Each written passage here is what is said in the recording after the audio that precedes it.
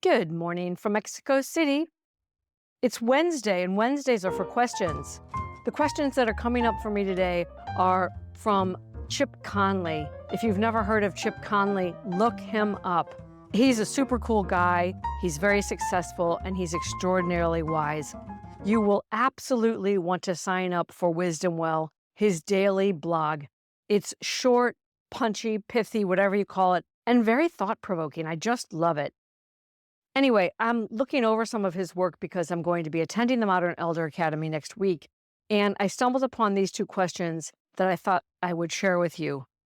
Chip talks about what he calls anticipated regret, and he says anticipated regret is a form of wisdom. And I never really understood quite what he meant until I read these questions. This is the first one. What do you know now that you wish you had known 10 years ago? What do you know now that you wish you had known 10 years ago? That's something we've heard many times.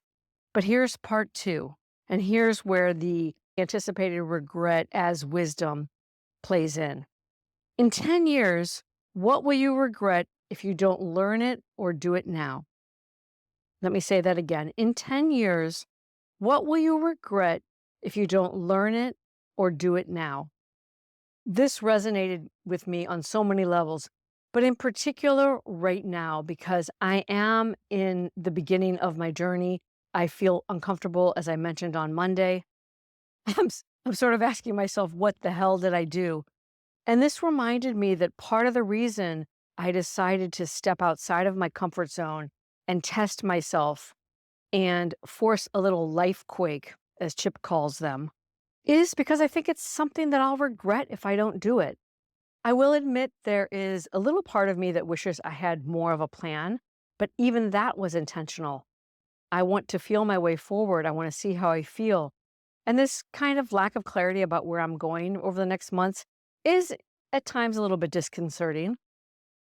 But I made the choice to leave for 5 months because even without having read this question, I knew it was something that I would regret. Another thing I'm holding in my heart is this idea. It's something I think I spoke about in a recent episode.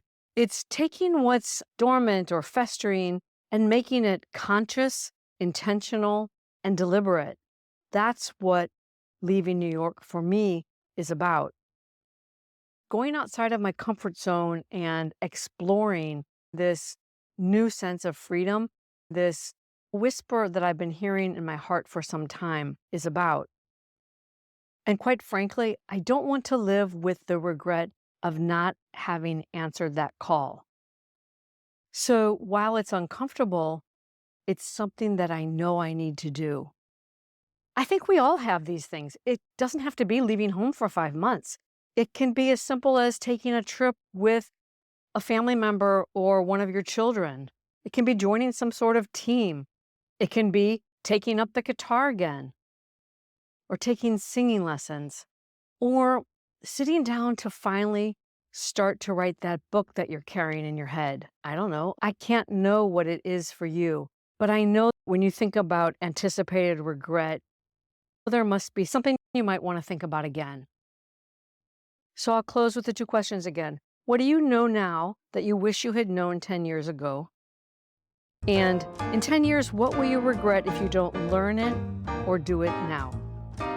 I'll leave you with that today. Until next time, from my heart to yours.